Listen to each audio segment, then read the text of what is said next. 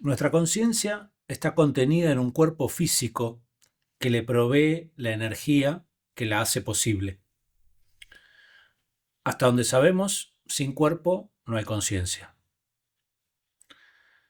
Pero esto no significa que la energía de la conciencia depende del cuerpo físico, porque aquello que percibimos como materia también es energía,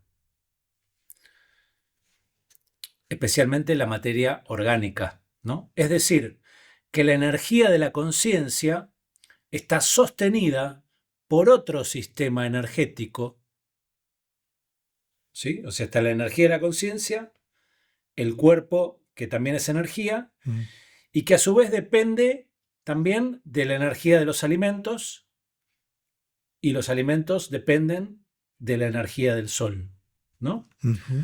Entonces, acá aparece una integración vertical de sistemas energéticos donde cada nivel se apoya sobre el anterior, ¿sí? Ahora bien, voy a usar esta misma lógica, pero no para hablar de energía, sino para hablar de comprensión. Nacemos con un potencial para comprender el universo, los vínculos a nosotros mismos, potencial que se despliega con el tiempo, pero nuestro entendimiento no crece de forma lineal, Ujú. sino que se organiza en capas. Cada capa incluye a la anterior, pero la trasciende. Con Ujú. cada salto somos capaces de procesar más información, pero no es un salto suave, es un quiebre. Esto es experto acá. El amigo nos va a iluminar con ¿Con quiebres? aprendizaje. Ah, ok. Un buen ejemplo es la alegoría de la caverna. Cada tanto nuestra conciencia rompe un cascarón y salimos a un modelo de realidad completamente nuevo. Uno de los ejemplos más interesantes para entender este proceso lo desarrolla Ken Wilber y él describe en 7 capas la conciencia, ¿no? A la que le asigna un color que después voy a leer, Ujú. pero sintetizando esas 7 capas él lo llama lo prepersonal, lo personal y lo transpersonal. Pero lo más interesante lo trae Alex, que es lo que pasa entre capa y capa, ¿no? ¿En qué capa estamos, Alex? Uh. Lo primero que viene cuando hablas de capa es Superman. claro, superhéroe. Y viste que encima se develó que tener capa no es bueno por un superhéroe en la película Los Increíbles. No, no me acuerdo. Ah, claro, el problema. Ah, porque lo hace más débil. Claro, y podés tener problemas. O sea que tener capas no necesariamente parece bueno, por lo menos por un superhéroe. Eh, pero hablando de capas de cebolla, ¿no? Y vos traes la espiral dinámica con distintos colores. Creo que hay mucho universo para explorar ahí.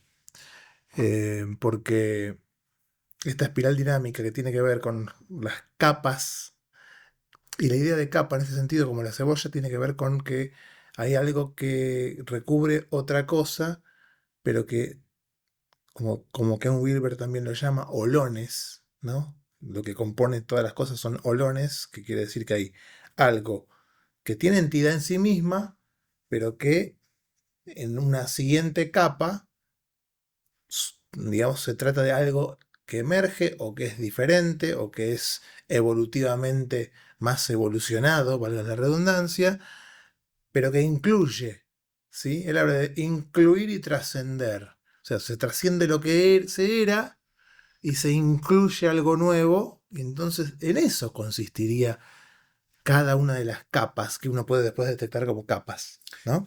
Me parece que el concepto de Olón viene, no me acuerdo porque hace mucho que no lo leo, pero viene de que cada una en sí misma es infinita Ajá, y finita a la vez, claro. ¿no? Eh, bueno, el olón viene de holos, que es todo en griego. O sea, es el todo, ¿no? Son como pequeños todos que se hacen cada vez más grande a través de capas de complejidad Ahí que va. a través de determinada evolución se van agregando a la entidad, ¿no? En esto que vos hablás de los colores bueno, que Ken Wilber junto a otros teóricos han desarrollado en la espiral dinámica, eh, se trata fundamentalmente a capas asociadas, según mi entender, a determinada evolución de los valores. ¿Sí? Vos trajiste la conciencia, hablamos de las distintas capas de la conciencia que podemos ahora profundizar un poquito más, em, pero el punto acá es algo muy crucial y específico, que es valores. Y si hablamos de valores, hablamos de ética, ¿no? Entonces no se trata de cualquier conciencia, en este caso ya sería una conciencia ética, ¿no? De distintos valores de la espiral, digamos, distintas jerarquías de valores. eh, lo que ocurre es, además es una espiral y es muy interesante porque tiene en esta cuestión de lo espiralado hay una dialéctica, ¿no? Donde en el fondo hay oscilación entre dos polos, pero en cada una de las etapas evolutivas no se vuelve al mismo lugar. Ahí es donde aparecen las distintas capas para poder dar distintos tipos de respuestas, como uno puede ver que, bueno, hay valores que tienen que ver más con cuestiones primitivas, valores que tienen que Igual ver más con cuestiones espirituales, si querés. me parece, no sé si estoy muy de acuerdo, desarrollémoslo Sí, con respecto a los valores. Eh, Porque cuando hablas de valores, por lo menos a mí me remite a un conjunto digamos, como una síntesis cultural del sentido de la vida.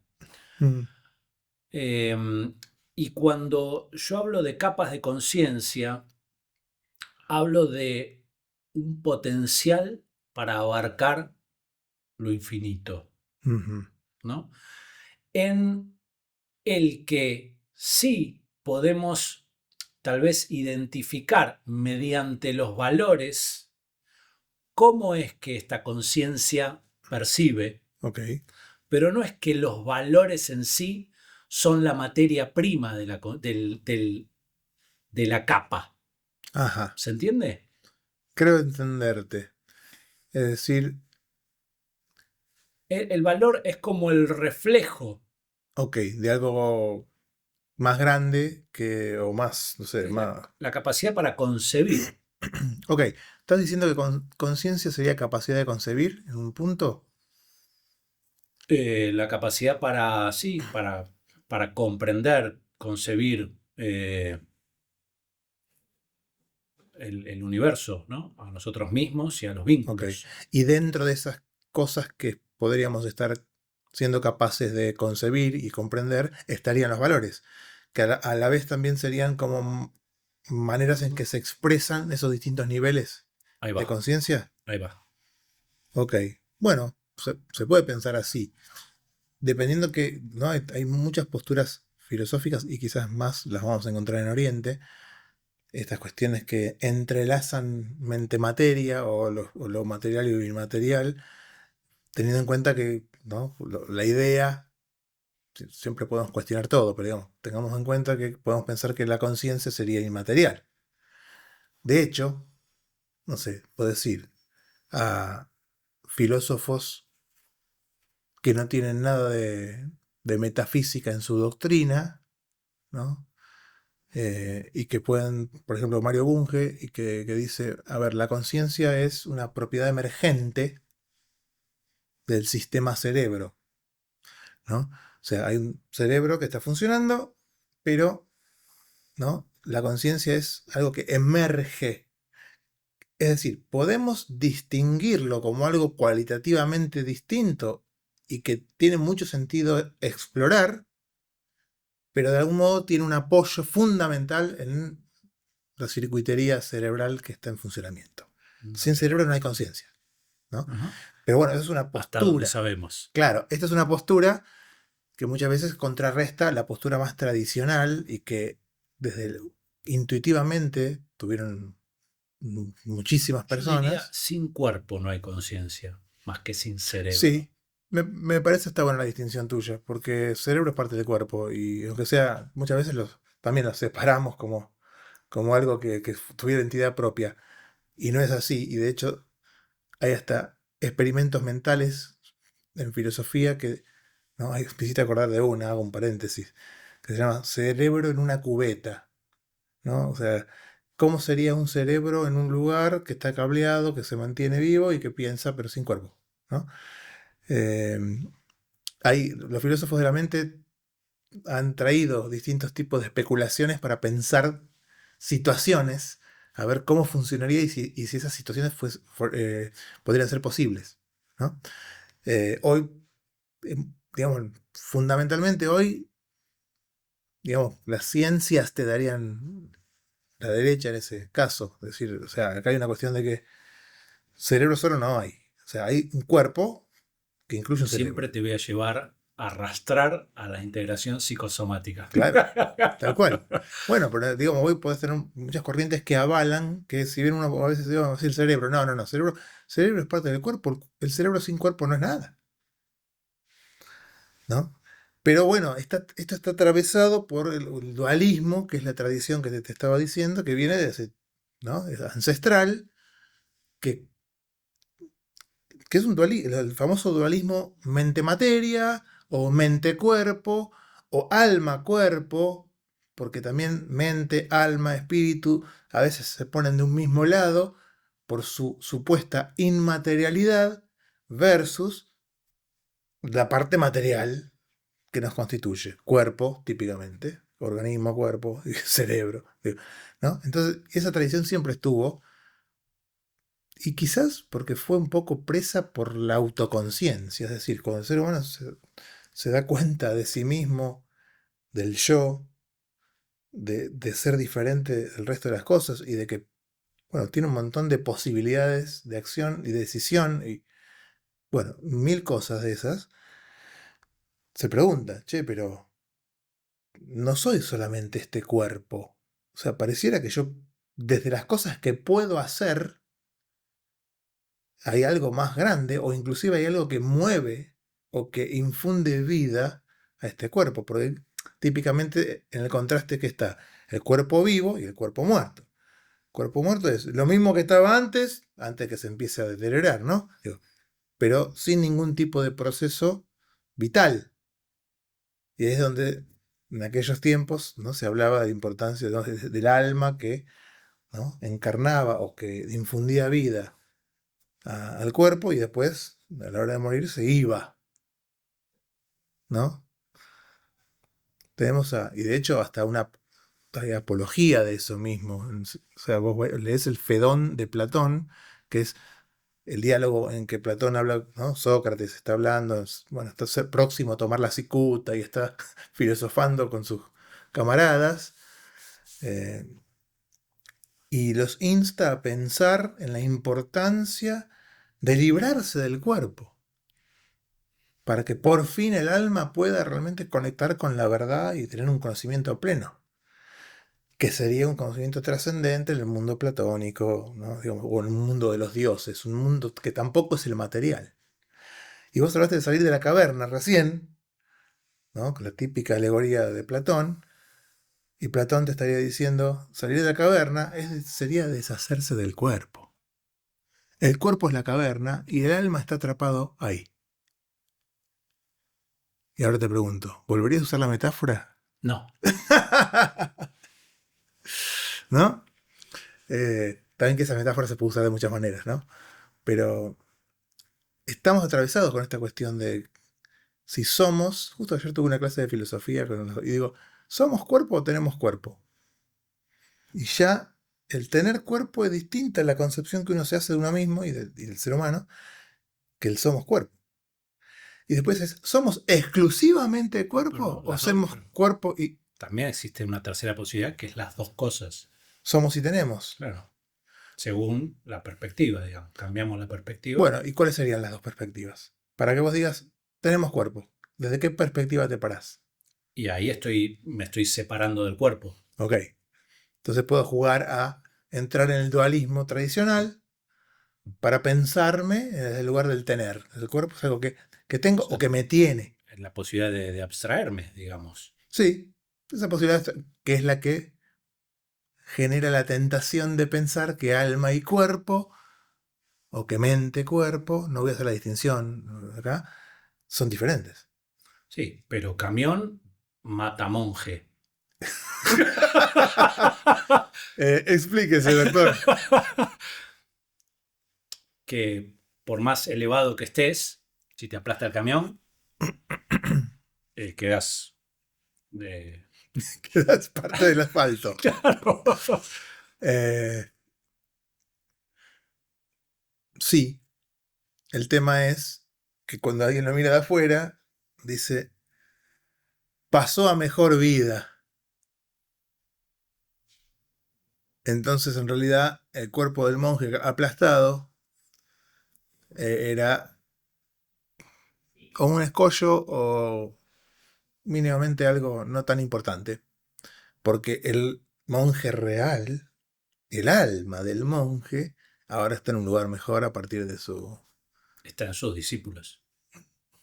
Están sus discípulos en términos de lo que pudo haber legado, ¿no? Y sus discursos, sus enseñanzas y lo que sea. Pero cuando dice pasó a mejor vida, muchas veces es esta idea de el mundo trascendente donde esa alma liberada del cuerpo fue a morar, ¿no? Y por lo general se le asocia a la dicha, la felicidad, la plenitud, la eternidad, la no corrupción, la felicidad, ¿no? ¿Cuántas doctrinas prometen la felicidad a partir del cese del sufrimiento? Y el tema es, sufrimiento, si somos corpóreos, es inevitable.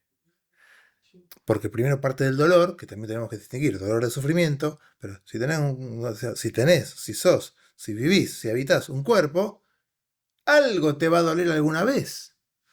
Y no está bueno, aunque sirva para que, ¿no? Las señales del dolor te sirvan para cuidarte, bla, bla, bla.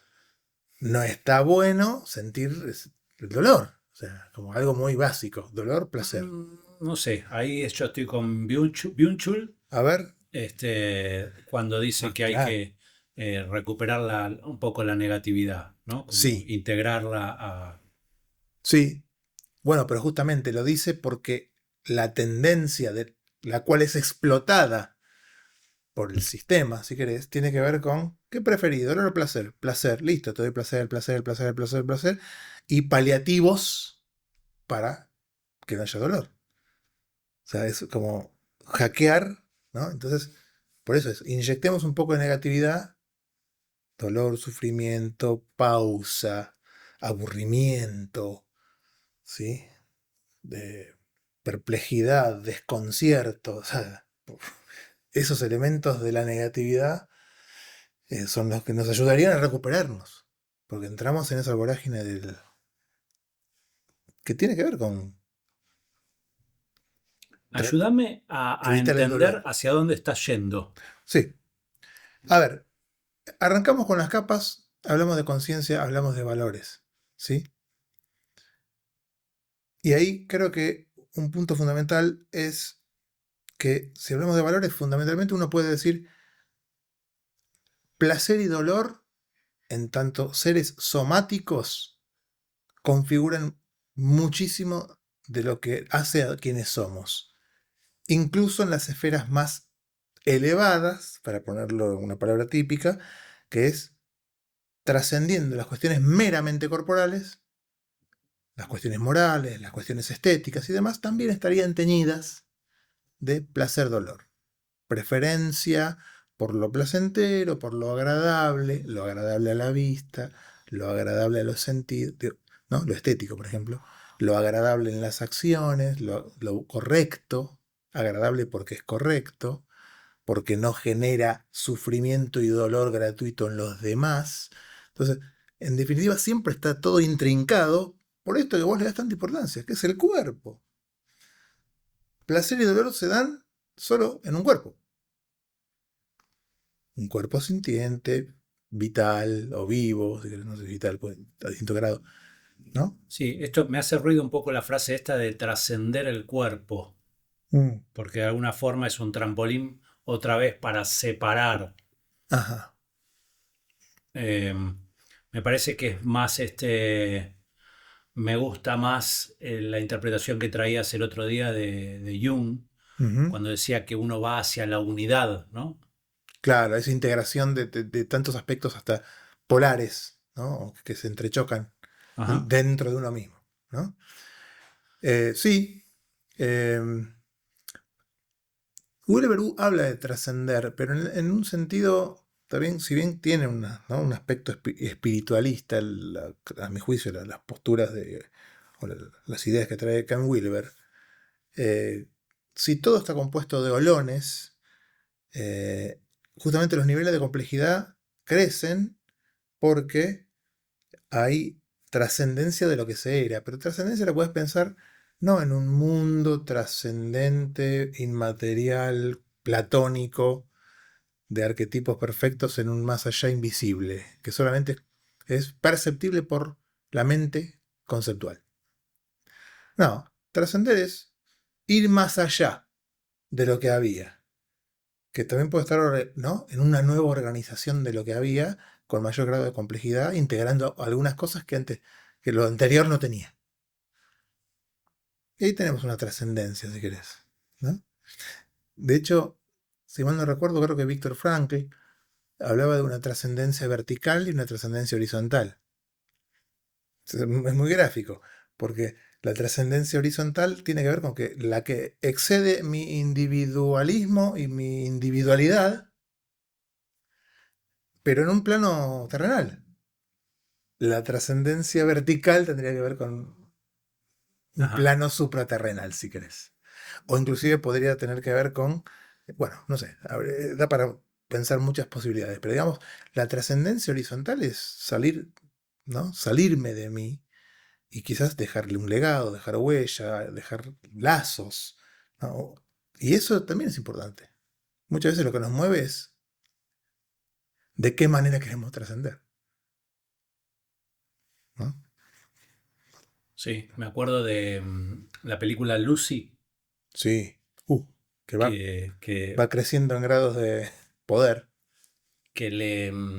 no, pero cuando ella lo llama al científico, a Morgan, Ajá, y le dice, ¿qué hago con todo este conocimiento? ¿No? Le dice, bueno, dice, si pensamos en el origen mismo de la vida, ¿no? Una célula, en el mecanismo elemental, ¿no? De que se reproduce, eh, lo que hace es compartir lo que aprendió.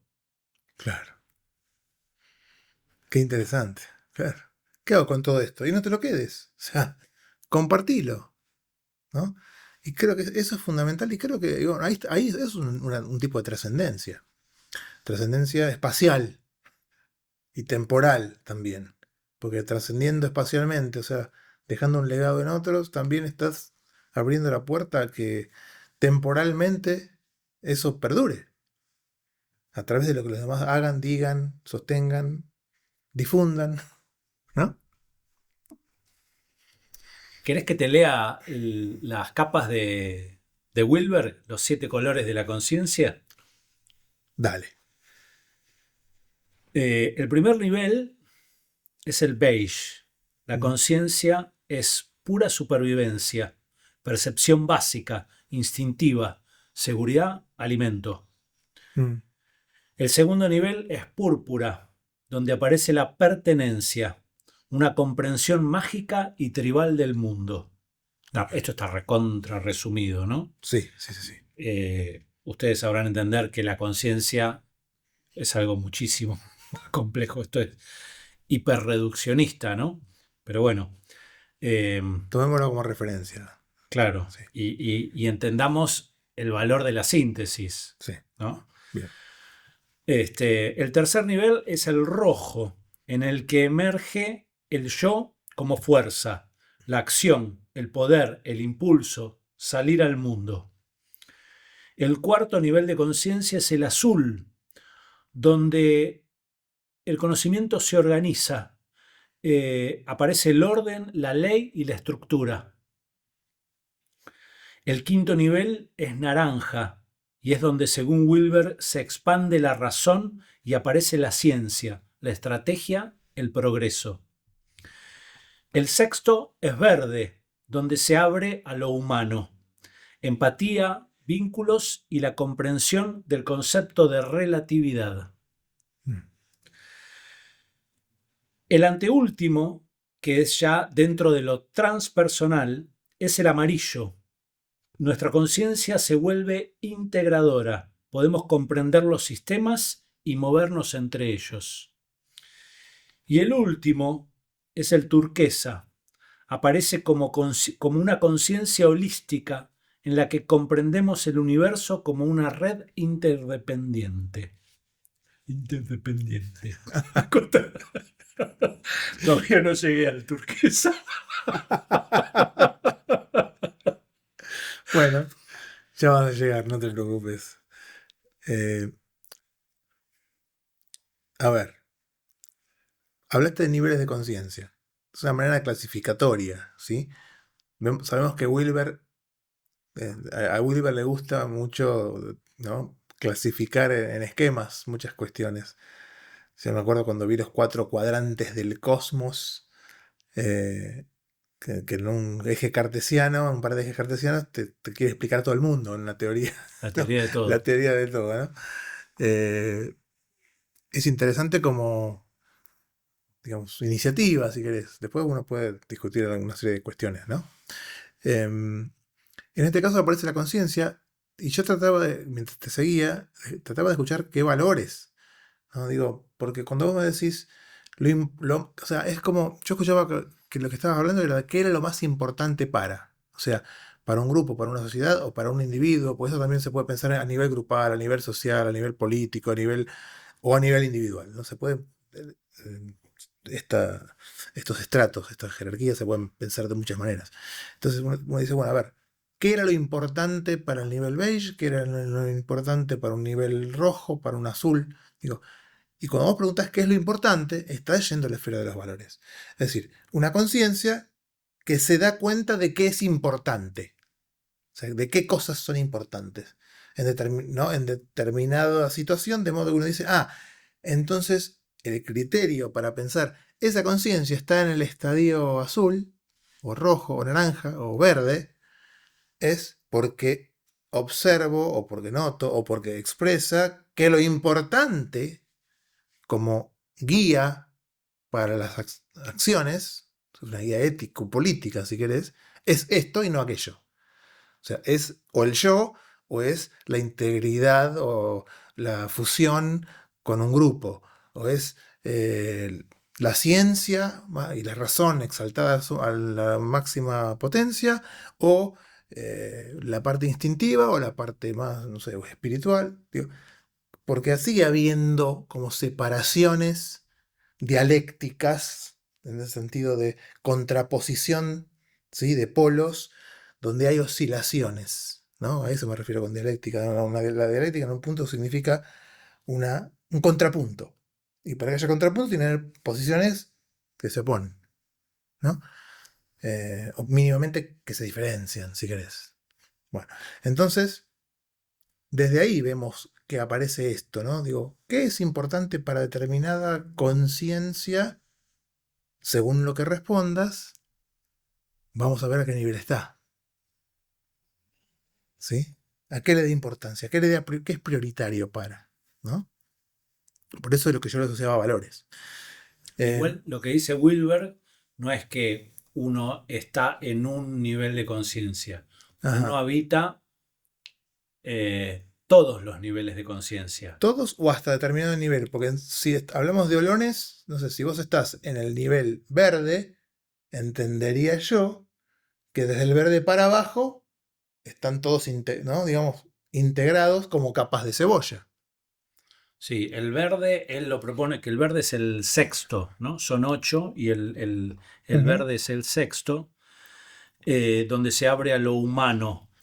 Él se mofa porque dice que la mayoría de las personas, digamos, medianamente formadas, estamos en, el, en el nivel verde, Ajá. y lo podés notar en las reuniones sociales en las que todos exponen un punto de vista, todos respetan el punto de vista del otro, pero Ujú. eh, no hay cruce. Ajá, ajá. Bueno, interesante, ¿no? Entonces, pero quizás podría verlo si en ese verde hubo una integración de lo anterior, donde entonces uno bajaría a un color, ¿no? Dentro de esa jerarquía podría bajar a un color rojo y ponerse a disputar, ¿no? Acaloradamente con alguien, eh, quién tiene razón. Ajá. Entonces, en ese sentido, es como oscilante, ¿no? Uno puede llegamos hasta este nivel, somos capaces de considerar ciertas cosas, pero también puede fallar, digamos, o podemos caer a otros niveles y movernos también desde esos niveles, ¿no? Es interesante para pensar muchas facetas del comportamiento humano, y, digo, a nivel individual, grupal, social, histórico también, ¿no? Eh, ahora, uno de los puntos, cuando hablamos de conciencia, y que muchas veces hablamos, y la vez pasada estábamos hablando de que traer a la conciencia, si yo hablaba de traer algo a la superficie y vos trajiste algo más interesante, como que acá hay una, ¿no? No se trata de una línea divisoria entre lo que es consciente y no, sino hay un espacio, ¿no? Donde uno Explorable. explorable, ¿no? Que me parece muy interesante. Eh, en un punto, si hablamos de una evolución de la conciencia, no deja para mí de aparecer la importancia del aprendizaje. O sea, muchas veces se habla de evolucionar como aprender. Es decir, y Esa es la palabra clave en todo esto. bien, si me concedes eso, tenemos que meternos entonces en qué significa aprender y, y cuáles son las posibilidades y los contextos de aprendizaje humanos. Eso es lo que cuando hablo de la alegoría de la caverna, Ujú. estoy pensando en ese quiebre, digamos, que deviene del aprendizaje. Cuando uno, digamos, si la conciencia, ponele que es un globo, ¿no? Ajá. Vos empezás a incorporar información. Ujú. En un momento, toda esa información que incorporaste hace que el sistema de creencias colapse Ujú. y se vuelva a reorganizar, Ok, ¿no? En algo que comprende bien. este, Lo que había antes con integrando lo nuevo, ahí va. ¿no? Em, pensándolo así, entonces tendríamos que preguntarnos qué significa aprender, ¿no? Y en una de las clases que estoy dando a algunos grupos, muchas veces, o sea, a ver, tradicionalmente se piensa que aprender es memorizar o tener noticiarse de ciertas cosas, de cierta información, ¿no? Pero nosotros cuando hablamos de aprender ya lo hablamos de un modo más, quizás, que lo enfocaría Aristóteles, que tiene que ver con los hábitos. O sea, incorporar ¿no? un hábito como una habilidad de hacer cosas, ahí podríamos hablar concretamente de un aprendizaje, ¿no? Como muchas veces yo abro la clase y hablando de, che, ¿qué aprendiste a hacer y cómo lo aprendiste? ¿No? ¿Qué aprendiste a hacer? Andar en bicicleta. ¿Y cómo lo aprendiste? Claro, no es lo mismo leer un texto para entenderlo que hacer un resumen Exacto. de ese texto. Y cuando haces eso, hay todo un proceso, o sea, un proceso de acciones conscientes, concretas, conscientes, ¿no? Digo, conscientes y concretas, donde la atención es fundamental, todos los recursos cognitivos se ponen al servicio de esa incorporación, de esa cosa nueva, y después que uno ya lo pudo ir incorporando al hábito, eso va como quedando en circuitos neuronales específicos a nivel inconsciente.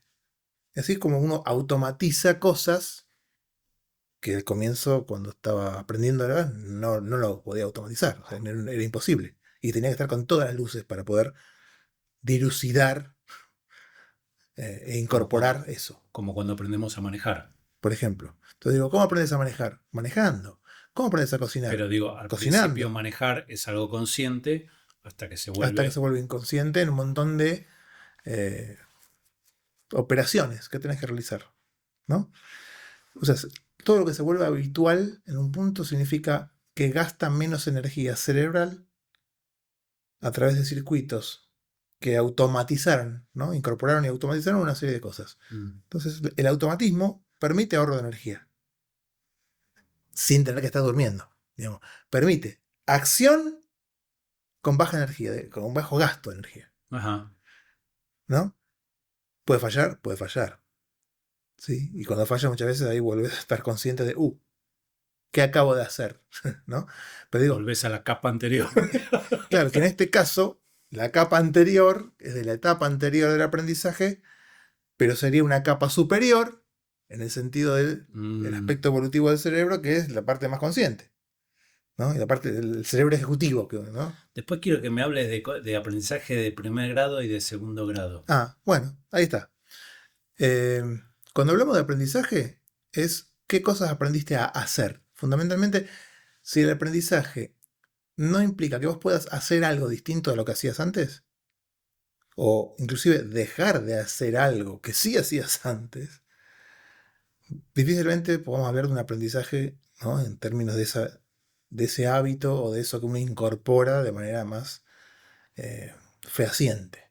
Y solamente podía quedar en un dato, o una serie de datos, una información no muy relevante, ¿no? Entonces, el aprendizaje de primer orden, que viene de la cibernética, de esta cuestión de que algunos hacen la distinción, tiene que ver con la acción que genera resultados y poner el foco en las acciones. ¿Poner el foco en? En las acciones, o sea, qué cosas hago, qué resultados obtengo. ¿Sí? Ese resultado, en función de determinado objetivo, que es lo que mueve a la acción, es lo que me va a decir si el resultado fue bueno o fue malo. En términos muy sencillos, ¿no? Si es bueno es que llegué al objetivo, buenísimo. Entonces, esto que hice, refuerzo y lo sigo haciendo así. Y si el resultado no fue bueno, es porque no llegué al objetivo. Lo que yo me proponía era llegar acá, pero no llegué. Entonces, conlleva ambos, el buen resultado y el mal resultado, conlleva siempre algún impacto emocional.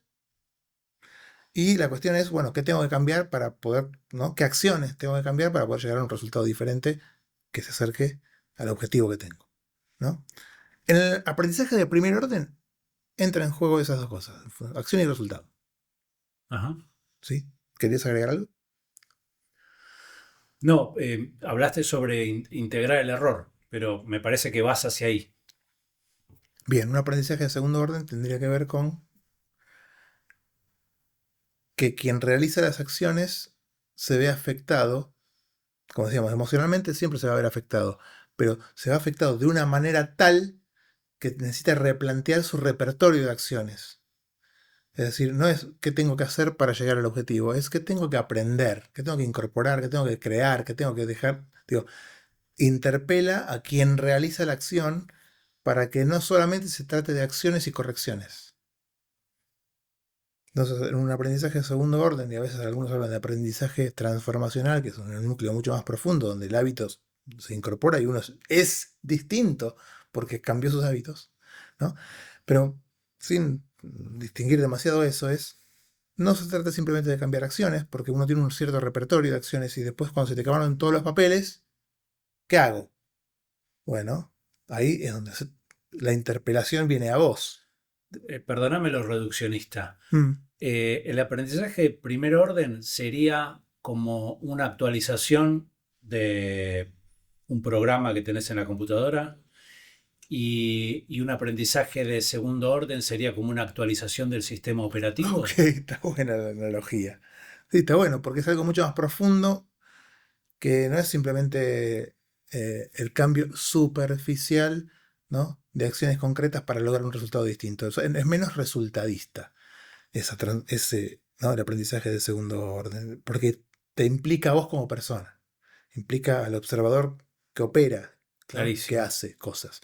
Entonces se plantea el para qué, se plantea el objetivo, se plantea, o sea, se plantea por qué tengo esta gama de acciones y qué puedo crear o qué debo dejar de hacer para dar lugar a otras cosas. O sea, el espacio de la creatividad es fundamental y es posible en un aprendizaje de segundo orden, si querés, y no en el de primero que busca las acciones, que por lo general tengo, no sé, un repertorio X y voy probando. Esta no funciona, hago esta, hago esta. ¿sí? Es una cosa más como más sencilla de protocolo y lo otro te envuelve de otra manera mucho más profunda, ¿no? Y te sacude. ¿Y hay un aprendizaje de tercer orden? Bueno, algunos hablan del aprendizaje transformacional o tercer orden o tercer grado. Sería Eh, cambiar la compu, digamos. claro, y pones un robot con IA, ¿sí? Sí, creo que tiene que ver con esto de cómo uno se percibe radicalmente diferente a través de un fuerte cambio de creencias y convicciones y una incorporación, ¿no? Y ¿no? Hay una coherencia entre los hábitos y esas creencias. Entonces uno dice, che, pero yo no era así, o esta persona no era así. Alguien que sufre una fuerte experiencia de conmoción que cambia sus convicciones más profundas, ahí podríamos hablar de un aprendizaje de, ¿no? De tercer orden. De Entonces tercero. podemos decir que esa es el cambio de capa, Podríamos la decir, alegoría de la caverna, digamos, cuando uno sale no del cuerpo, sino que ah, sale de un modelo de creencia, de un sí, paradigma sí, para entrar o salir, sí. este, Entrar y salir son romper el paradójicamente lo cascarón, mismo. ¿no? Y salir a un nuevo universo, digamos, una forma de comprender Sí, este, pensarlo así viene bien, como que hay, ¿no? Como un salto cualitativo, ¿no? De muchas maneras distintas disciplinas lo nombraron, ¿no? Por ejemplo, tomando de la cibernética en las terapias sistémicas, no sé, de la escuela de Palo Alto, en California, eh, hablaban de que hay cambios para no cambiar y cambios transformadores. El cambio para no cambiar quiere decir todas las cosas, un proceso que conserva lo que hay. ¿No? Es decir, por ejemplo, hacer determinadas acciones, obtener determinado resultado y con eso seguimos bien. La posibilidad de adaptación ante cambios bruscos es reducida. Tenés una gama de acciones posibles, más o menos si pasa esto, hago esto, si pasa esto, hago esto. ¿Sí? Y eso es lo que muchas veces está automatizado, porque ya al estar tan protocolizado y uno lo incorporó, listo, ya está, yo sé que con esto. Ahora, cuando pega, ¿no? El desafío del mundo, trasciende, ¿no? Y rompe eso que está protocolizado, incorporado, automatizado, y uno se hace la pregunta, ¿y ahora qué hago? ¿No? Ahí aparecen estos otros niveles, ¿no? de posibilidad de aprendizaje, ¿no? Pero porque también son conmocionantes muchas veces, sobre todo de tercer orden o transformador o eh, esos niveles de aprendizaje. Ahora, hay un punto que quería traerte que tiene que ver con cómo nos relacionamos con el error, ¿no? Porque es imposible no aprender del error, perdón, no aprender con errores, en términos de que siempre que se trate de incorporar un hábito hay que actuar, hay que hacer cosas. Y en ese proceso de hacer cosas nos podemos equivocar. De hecho, nos equivocamos a menudo y perseverar a pesar de la equivocación o a pesar del error es lo que nos permite mejorar para tener menos errores. como el otro día lo escuché a Rolón que decía que Messi, antes de ganar un mundial, tuvo que perder cuatro. Ok, bueno, y ahí viene el tema es, que también muchas veces en clase lo traemos, es, che, ¿a quién le gusta aprender? A mí, a mí, a mí, a todo el mundo le gusta. ¿A quién le gusta tener errores? A nadie. Y si aprendes de los errores, entonces te estás privando de la posibilidad de aprender. ¿Pero querés aprender al final o no? No, que el error está mal. Y ahí viene toda la cuestión de la cultura de lo que significa el error. Y nos olvidamos de que todo lo que aprendimos fue atravesado por el error. A caminar, a hablar, a leer, a Claro, pero manejar, el a andar sistema en bicicleta. educativo, en la escuela, digamos, eh, te castigan con el error. ¿No? Eso pareciera como que hay esta cosa de la mala prensa. El tener errores está mal. Y creo que surge por una simplificación.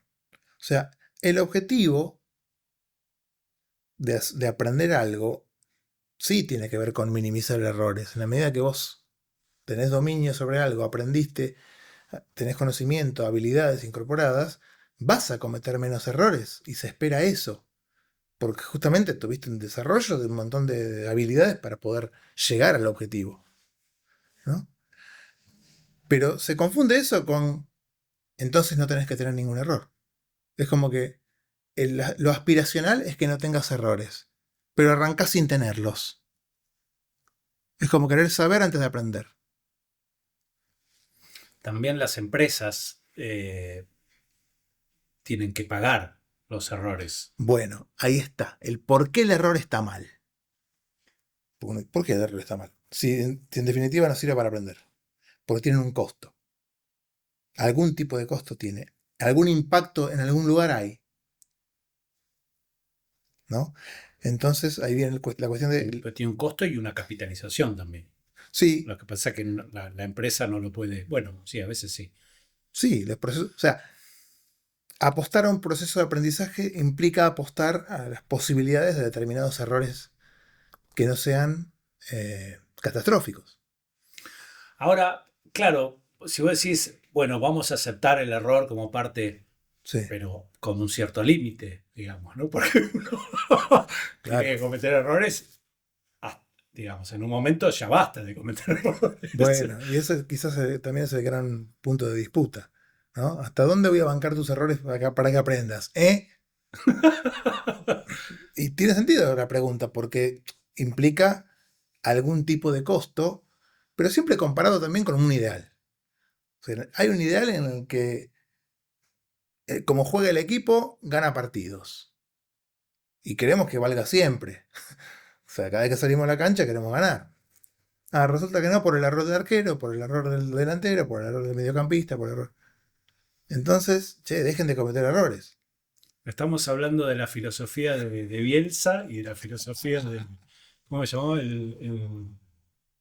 ¿Quién es el otro? ¿Otro director ¿Por qué técnico? ganamos el campeonato mundial en el 86? El director técnico. Bilardo. Bilardo. El Ahí está. bilardista y el bielcista. Ah, ok. ¿No? El bilardista es ganar o ganar. Ajá. El bielcista es aprender, ¿no? Lo que Mira. importa es el juego. Bueno, pero es cierto, porque siempre hay alguien. O sea, el error siempre. O sea, digamos que tiene sentido que se lo vea con sospecha, que digamos que no lo queramos a propósito al error. Pero también tenemos que darnos cuenta de que es inevitable en un proceso de aprendizaje, y entonces, en vez de estigmatizarlo o estigmatizar peor a la persona que lo cometió, es aprovechémoslo. O sea, no es querido, no es deseable, pero si viene, aprovechemos, ¿no?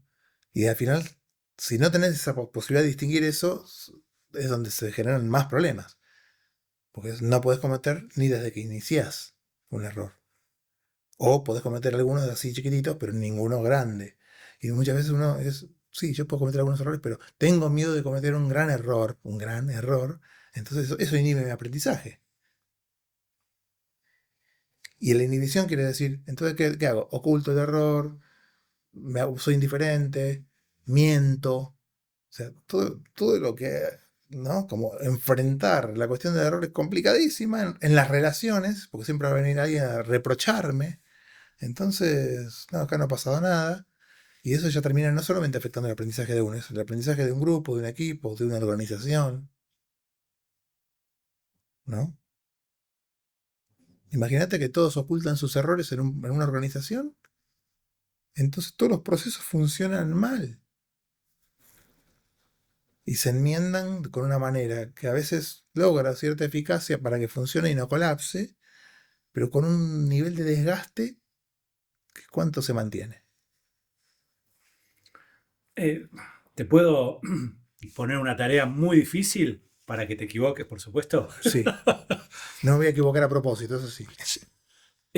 ¿Cómo llevas todo esto del aprendizaje, la integración del error, al modelo de, digamos, hablamos de Wilber, ¿no? El modelo de la conciencia en capas, Sí, pero hay otro modelo que me encanta también, que es el de, eh, ay, me sale Foucault, soy un bruto, el que somos primero camello, después león Nietzsche. y después Nietzsche.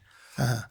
Las tres transformaciones del espíritu que dice Nietzsche en el Zaratustra. Eso, camello, león y niño. Sí, es una hermosa metáfora, ¿no? De Nietzsche en eso, en ese inicio de Zaratustra, donde habla de las tres transformaciones del espíritu. Eh, ahí es donde podemos hacer aprendizaje y evolución, ¿no? O sea, la posibilidad de aprender que permite hacer cosas distintas que antes no podías, implica una evolución, ¿no? Que se apoya en lo que había antes, pero para generar algo que tiene más posibilidades, que expande sus posibilidades. Nietzsche es el gran filósofo del poder, ¿no? Habla de la voluntad de poder. ¿No es Pensemos el Foucault poder. el filósofo del poder? Sí, pero porque Foucault es un nietzscheano, en el Ah, fondo. Hereda muchas inquietudes nietzscheanas y las traduce un poco más a ciertas cuestiones de nuestros tiempos, ¿no? Bien, en Nietzsche vamos a encontrar que el poder es un tema importante, ¿sí? Eh, si hablamos de expansión de posibilidades, también podemos hablar de poder, porque poder y posibilidad son hermanos, si querés, ¿no? O sea, la expansión del poder implica las posibilidades, ¿no? El expansión de acrecentamiento de posibilidades. posibilidades, claro, Interesante. ¿no? Entonces, eh, en esa metáfora del Zaratustra de Nietzsche, ¿no? Primero dice, el espíritu es camello, tiene un poder. Y podemos pensar el poder también ahora como fuerza, porque poder es una palabra compleja, digamos, como posibilidad, ahora como fuerza, ¿no? La fuerza o la fortaleza del camello, ¿dónde está? En aguantar todo lo que le cargan y enorgullecerse de eso y encima pedir más. Cárguenme con todo lo que tienen, yo me la banco, dice el camello. Acá te lo digo en criollo, pero Nietzsche lo dice en alemán. Que eso es una analogía de la infancia, de que uno incorpora todo de afuera, ¿no? Es como una esponja que Sí, pero ¿qué pasa cuando vos mojás mucho una esponja?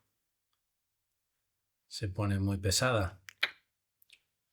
¿Sí? El tema es, al camello le pesa.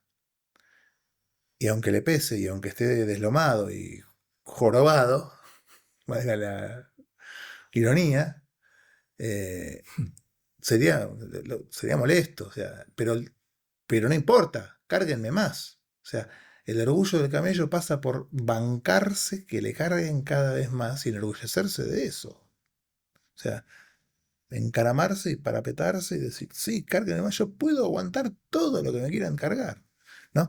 Que yo no sé si ocurre en los niños. De hecho, yo creo que en un punto, en todo el proceso de evolución y de aprendizaje humano, hay momentos en que uno puede tomar como carga aquello que absorbió y otros momentos en que quizás no, y uno puede empezar a dar la vuelta de encontrarle el valor, o hace un tamiz, o hace algo, ¿no? Con eso. Pero en este caso se lo está mostrando como que el camello lo sufre, pero lo busca, lo quiere, ¿no? Ahora, ¿qué ocurre después con el camello? El camello se va al desierto y en la soledad del desierto, dice Nietzsche, en la soledad del desierto se transforma el espíritu en león, ¿no? Y es muy interesante, porque uno no se vuelve león, o sea, el león es el que confronta, ¿no? El que rapiña, el que eh, ataca, el que se pelea con todos, el que dice no. La gran declaración, no, me parece muy interesante en esta parte de Nietzsche porque en estas tres transformaciones aparecen declaraciones fundamentales, ¿no? El león nietzscheano dice no. ¿No a qué? No a lo que está establecido, no a los valores existentes, no. Y se pelea con el gran dragón que es el que encarna todos los valores creados, ¿no? El león peleándose, ¿no? Una lucha a muerte contra el dragón que trae todo el peso de la tradición, ¿no? ¿Qué hace el león? ¿Es libre? No, no es libre, pero lucha por la libertad.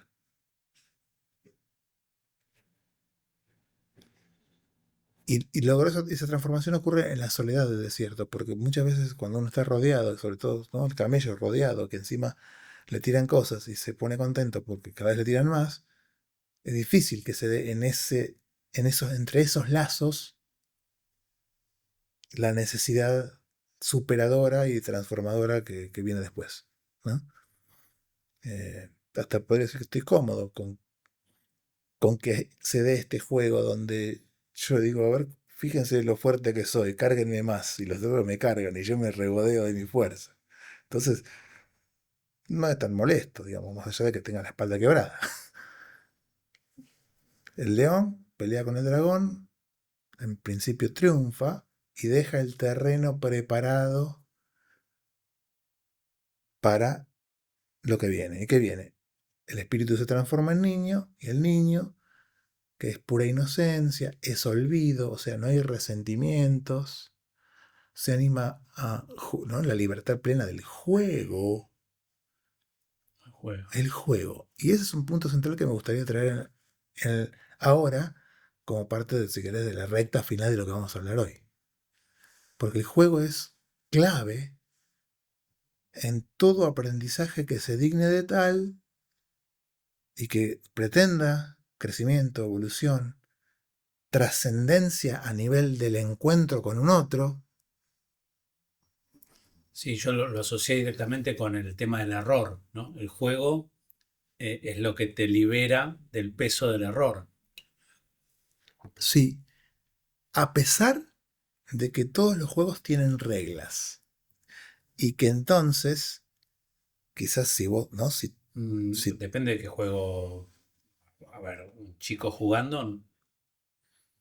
bueno, a ver, ¿qué pensás vos? No sé, cuando yo me encerraba en mi habitación y jugaba con los Playmóviles y con mis fantasías, y era yo solo en mi habitación. ¿Ahí, a ese juego te referís? Quizás esté atravesado por alguna regla, pero es más difícil de ver. Yo te digo, es un juego donde se juntan los chicos a jugar. Ahí va. ¿Sí? Y hasta ajedrez. También vos podés jugar contra vos mismo si querés, pero bueno. Sí, incluso si el juego que hacemos no tiene reglas, te las impone, el entorno te las impone. Exactamente.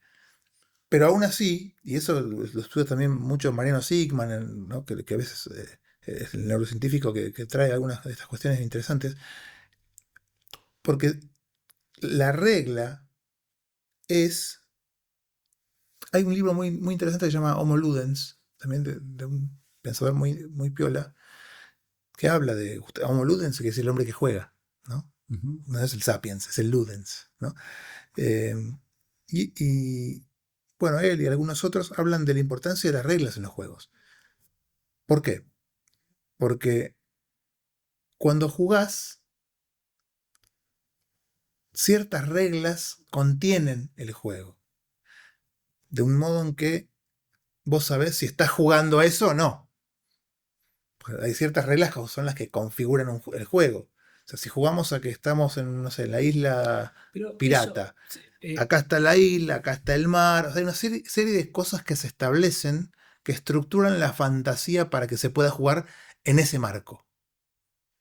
Y que se tienen que respetar. pero perdóname, Sí. Alex, porque ese tipo de juego que vos estás evocando no es aquello que me representa la imagen del niño de Nietzsche. Buen punto. Quizás el niño de Nietzsche está pensado de manera abstracta como el niño que juega, pero no te está diciendo con quién, a qué, cuáles son sus posibilidades de aprender. ¿Es un niño aislado? ¿Abstracto? ¿Es un niño de un experimento mental? ¿De un filósofo? Entonces, llevémoslo al terreno del juego real. Y ahí decís, ¿qué pasa en los juegos? Se enmarcan de alguna manera. Aparecen cuestiones que si vos transgredís la regla, alguno de los chicos te va a decir, así no es. Y te baja cómo tiene que ser. Pero ¿para qué sirve eso? Para que uno baje la guardia, al saber que estás dentro de un determinado marco para jugar, valen un montón de cosas dentro del marco, ¿no? Uno baja la guardia, todos los sistemas de estrés no se van a activar. Entonces, la posibilidad de un intercambio creativo y enriquecedor es gigantesca. Pero porque no solo se da en la acción, sino en la posibilidad de incorporar desde emociones posibilitantes. Curiosidad, exploración. Hay un montón de cosas que, qué bueno que está esto. Es la espontaneidad, pero con el triunfo de haber comprendido, Sí, ¿no? Es la ¿no? espontaneidad del chico, Sí. pero con la conciencia del adulto. O una conciencia abierta, si querés, que es la que permite aprender. Abrirse a la información de lo que circula, lo que el otro trae, lo que viene de manera inesperada o sorpresiva, porque también está eso. El juego está enmarcado, pero dentro de eso ocurren un montón de cosas que no son todas determinadas y previsibles. O sea, no es que vos vas a hacer esto, yo hago esto, no es una coreografía. Hay un lugar de espontaneidades que asombran, ¿no? Que llaman a la atención a despertarse. Y ahí aparece nuevamente la conciencia. Uno de los. Hay un neurocientífico muy resonante de estos tiempos, que es Stanislas Dehaene, creo que es canadiense, que estudia mucho el tema de la conciencia. Y uno de los puntos para que uno diga, acá hay conciencia, uno tiene que ver con el nivel de vigilancia, dormido, despierto, ¿viste? Estas cuestiones. Otro nivel de conciencia, lo que se estudia es el nivel de atención, que es enfocarse a determinada cosa, determinada información, me enfoco. Eso también es uno de los aspectos fundamentales de la conciencia. Y otro tiene que ver con el umbral donde se cruza lo inconsciente que fue percibido por el cuerpo, pero que todavía el cerebro no lo sabe, entre comillas, ¿no? Y tiene que ver con eso que entra en la conciencia y entonces se produce un aprendizaje, inclusive la persona lo puede decir. Se me abren puertas para todos lados. Bueno, pero te veo inquieto.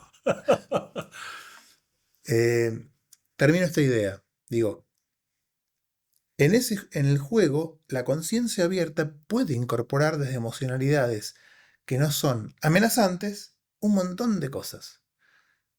De cómo son, cómo llevarme, qué pasa con las emociones, qué pasa si hacemos esto, lo otro. Es un espacio, un espacio simulado, pero Liberación. protegido. Me sale una liberación. Sí, es un espacio pleno de libertad. Pero necesita de ciertas reglas para enmarcarse y poder jugar esa libertad. La plena libertad, como uno la pueda quizás pensar sin reglas, da lugar a que haya posibilidad de amenaza. Porque juguemos a esto, juguemos a los piratas, sí, pero jugamos a los piratas no es te pego un palazo en la cabeza como parte del juego. Mm, claro. Juguemos a que, bueno, saltamos de un lugar a otro, me disfrazo, me pongo el parche en el ojo, no sé qué, ¿no? Hacemos como que espadeamos y se termina la historia. Ahí hay un montón de información, de interacciones, de curiosidades, de sorpresas, pero no tengo miedo de que me pegues un palazo en la cabeza. Porque si yo tengo miedo de que me pegues un palazo en la cabeza, no juego. O estoy en un lugar mucho más estresante que no quiero jugar. Y lo que pase ahí difícilmente aprenda. Voy a aprender quizás a otra cosa, pero no toda la riqueza del juego. Voy a aprender a que, ¿sabes qué? Voy a aprender que no me junto con este para jugar la próxima porque me va a dar un palazo en la cabeza. Algo voy a aprender, seguro. Pero desde el lugar de la defensa de los mecanismos de estrés y no de la incorporación de un montón de informaciones de un juego de simulación súper enriquecedor. Se me acaban de superponer los dos modelos, este del camello, Ujú. el león y el niño, Sí, al que hablamos al comienzo, el de Wilber, de lo prepersonal, lo personal y lo transpersonal, ok. ¿no? Está buena esa superposición. Lo transpersonal en el sentido de dar lugar al otro en un campo de juego, ¿sí? Lo personal está bueno porque uno puede decir no a aquello que no te das cuenta que no querés. Y ahí hay plena conciencia. Che, yo esto no lo quiero. Y entonces, y bueno, ponete ¿no? La melena, la garra, los colmillos y empieza a rugir. Esto no quiero, esto no me gusta. poner límites. Difícil. A mí me cuesta un montón. ¿No?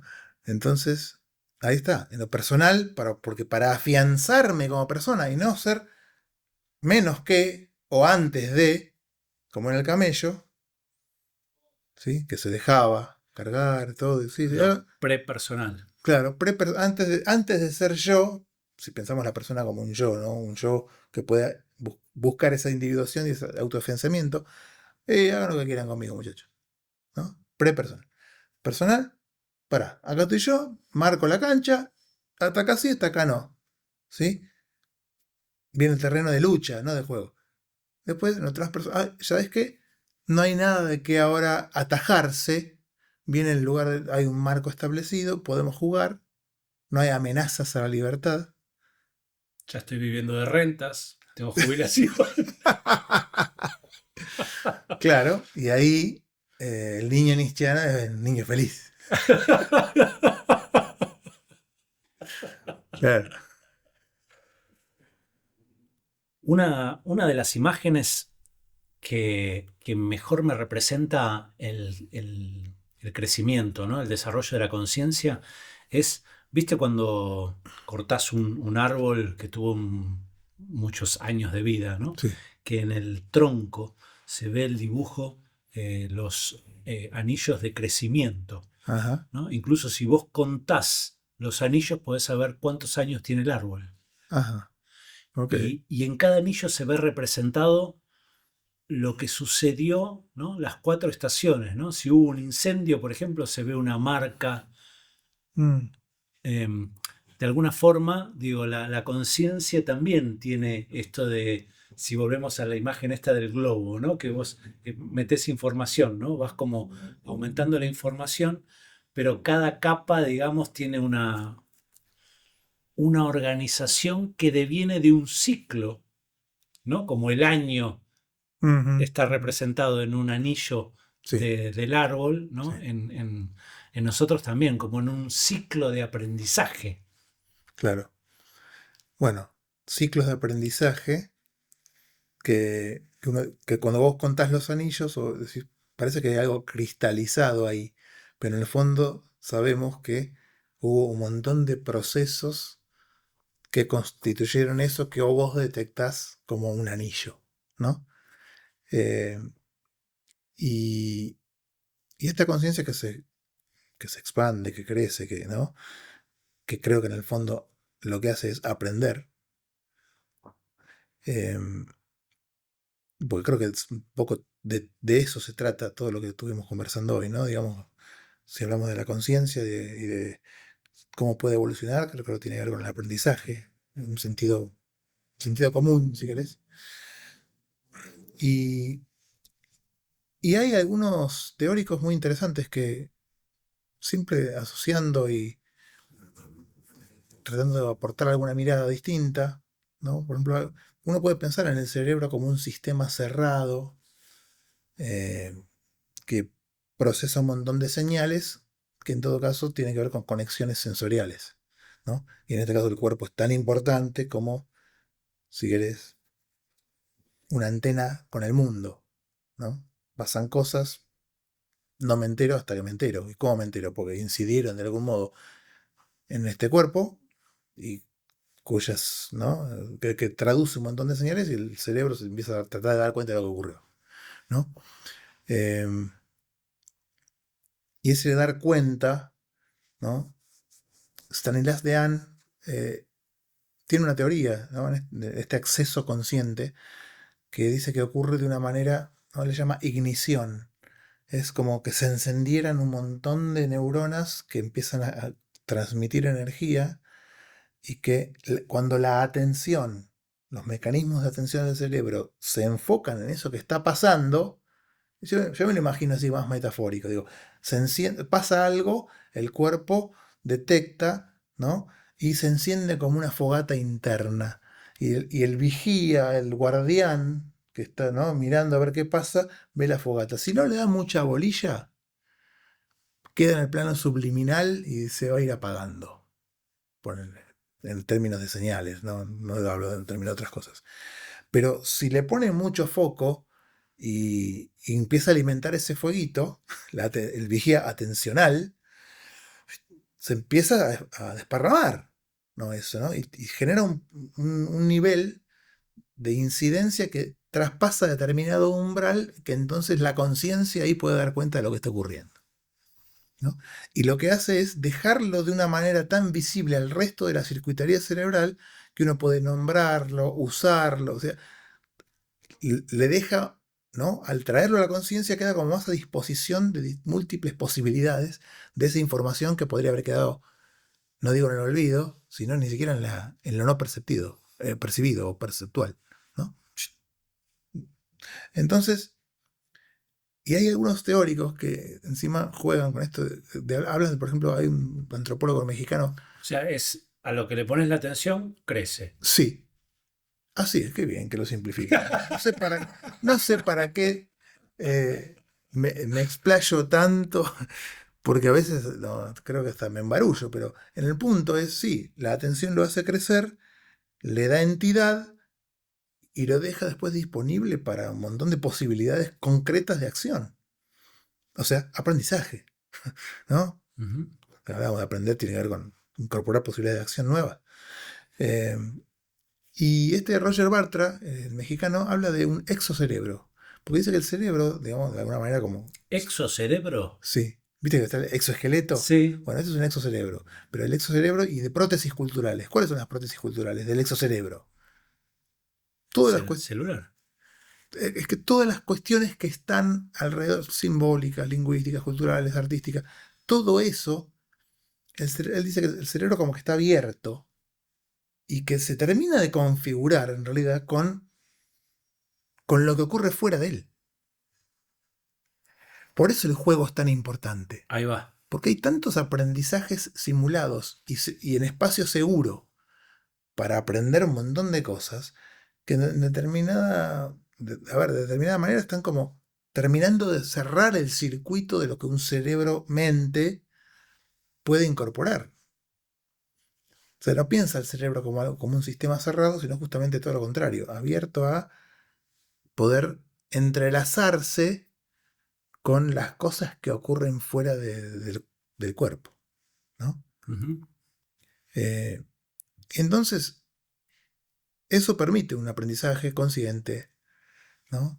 Él le está dando mucha importancia a esto, ¿no? Digamos, a que el individuo no está encerrado, no está ensimismado. Eh, Salvo que estemos, como decía Marx, alienados, ¿no? Alienados, ahí, bueno, ahí el alienado justamente viene de alien, ¿no? No es que te volviste extraterrestre, sino te volviste un otro, o sea, no sos vos, no, dejaste de ser vos para transformarte en este caso en una máquina, ¿no? Por eso, ya que estamos hablando de máquinas, Bartra dice, ojo, porque lo que ocurre afuera condiciona mucho las posibilidades mente-cerebro en términos de nuestra libertad, de nuestro aprendizaje. La calidad del estímulo. Sí, y si la calidad del estímulo termina siendo uniformizado y estereotipado por un algoritmo, ¿qué puede pasar con nosotros y con nuestra libertad? El algoritmo, el otro día pensaba en los algoritmos como, viste que se habla de la biodiversidad en la naturaleza, de la importancia de la biodiversidad Mm, y de las complicaciones del monocultivo.